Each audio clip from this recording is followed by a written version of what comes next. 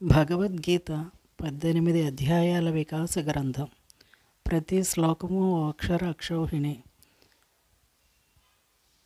అర్జునుడు అటు సైన్యాన్ని ఇటు సైన్యాన్ని చూస్తూ భీతిల్లిన వాడై, చిత్తభ్రమణం అయిపోయి క్లైబ్యం చెందిన వాడై యుద్ధం చేయలేనని కృష్ణుడితో మొరపెట్టుకుంటే, ఆ సమరభీతిని పోగొట్టడానికి పరమాత్మ గీతను ఉపదేశించాడు. ఈ గీత ఎలా జీవించాలో నేర్పుతుంది. ఓటమితో రాజీ పడమని సలహా ఇవ్వదు. ఎదురు నిలిచి పోరాడమంటుంది. బుద్ధితో కర్మను నిర్వర్తించమంటుంది. కర్మయోగిలా మారమంటుంది. జయాపజయాలకు అతీతంగా స్థిర చిత్తాన్ని సాధించమని బోధిస్తుంది గీత.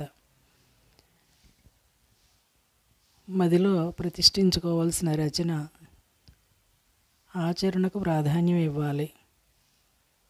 గీత వ్యక్తి ధర్మాన్ని, రాజధర్మాన్ని, సమాజ ధర్మాన్ని అనుసంధానిస్తుంది. ప్రతి వ్యక్తిలోని కృష్ణుడిలోని విజ్ఞత, అర్జునుడిలోని నైపుణ్యం కలగలిస్తే విజయాలు సిద్ధిస్తాయి, విలువలు వర్ధిల్లుతాయి, సంపదలు సమకూరుతాయి.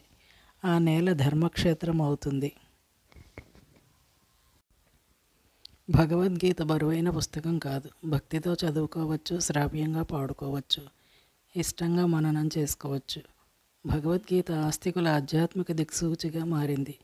ఏ సందేహం కలిగిన నివృత్తి కోసం గీతా గ్రంథాన్ని తెరుస్తారు. ఏ కష్టం వచ్చినా ఊరడింపు కోసం గీతా స్తోత్రం పఠిస్తారు.